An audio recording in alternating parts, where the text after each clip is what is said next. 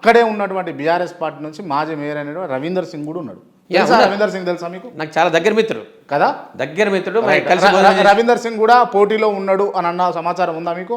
100% ఉన్నది. రోజు కలిసి మిమ్మల్ని కాకుండా రవీందర్ సింగ్కి ఇస్తే కనుక మీ పరిస్థితి ఏంది? పార్టీ ఒకసారి నన్ను డ్రాప్ చేసింది 100%. డెఫినెట్గా రవీందర్ సింగ్ గారిని కూడా ఈసారి డ్రాప్ చేసి నా వెంట నడవడానికి మీరు ఎందుకు అనుకుంటారు? 100% అవుతుంది, అట్లా జరుగుతుంది. నేను పోయినా కదా అంతకు గౌడ్ చంద్రశేఖర్ గౌడ్ గారితో పార్టీ సిద్ధాంతాన్ని నమ్మిన కదా.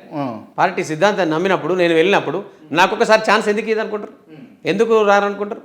100%. ఒకవేళ మిమ్మల్ని కాదని రవీందర్ సింగ్కే ఇస్తే ఏంది పరిస్థితి అంటున్నా? 200% నాకే వస్తుంది, నాకే సపోర్ట్ చేస్తారని నేను నమ్ముతున్నా. రవీందర్ సింగ్ మీకు ఎందుకు సపోర్ట్ చేస్తాడు? ఆయనకు కాదనుకున్న స్థానం మీకు కల్పిస్తే? ఆయనకు నాకు ఇద్దరికి కూడా పార్టీ మీద గౌరవం ఉన్నది 200%. పార్టీని నమ్ముకొని పనిచేస్తున్నాడు తను 2006 నుంచి. రెండోది తన పార్టీలో కలిసే రోజు మా స్కూల్లో డిస్కషన్ జరిగింది. ఆ కేసీఆర్ గారు బై ఎలక్షన్లో తను బీజేపీ నుంచి టీఆర్ఎస్ పార్టీకి వచ్చారు. అక్కడ హరీష్ అన్న సమక్షంలో ముగ్గురం కలిసి ఒకటే దగ్గర ఉన్నాం. ఈ సందర్భంగా నేను చాలా సందర్భాల్లో వారు మేర అనేక సందర్భాల్లో వారితో కలిసి పనిచేశాను. వారికి నాకు దుష్మన్ ఎక్కడ లేదు. 200% నాకు తప్పకుండా తను నాకు సాయం చేస్తాడు, నాతో కలిసి నడుస్తాడు. పక్కా. ఓకే, క్లియరా మీరు? క్లియర్. Okay, right. ఎన్ని కోట్ల ఆస్తి ఉంటుంది మీ దగ్గర? అదే కదా ఇప్పుడు కోట్ల ఆస్తి లేకనే కదా డబ్బులు అనేటివి ఉంటే ఇలా అన్ని కార్పొరేట్ మ్యాన్కును కామన్ మ్యాన్కే నడుస్తున్నది. డబ్బు సంపాదించాలని నిజంగా నేను అనుకుంటే గత 20 ఏళ్ళ నుంచి డబ్బులు లేని రాజకీయాలు చేస్తున్నారా?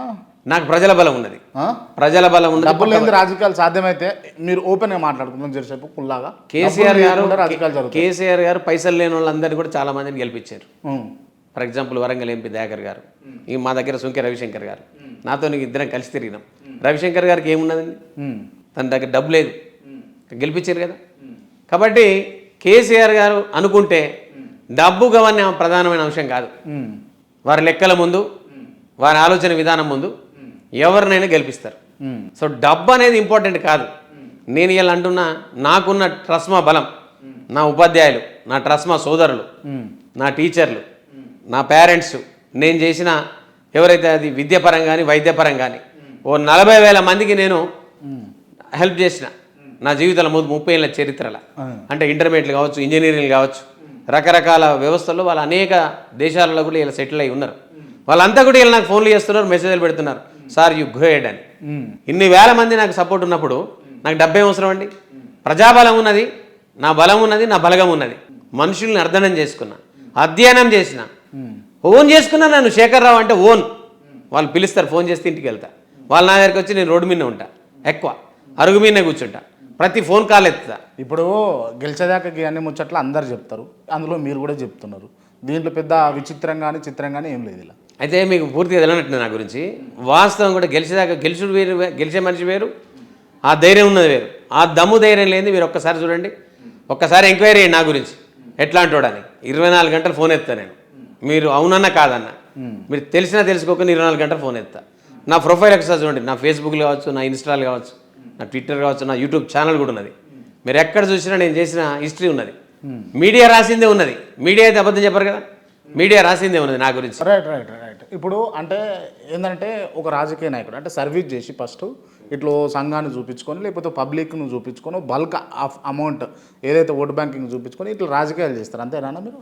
నేను నా దగ్గర గింత అమౌంట్ ఉన్నది, లేకపోతే గింత మంది ఉన్నారు, గింత ప్రాపర్టీ ఉన్నది, గిన్ని ఆస్తులు సంపాదించిన, అట్లా నేను ఎన్నడూ అనుకోలే.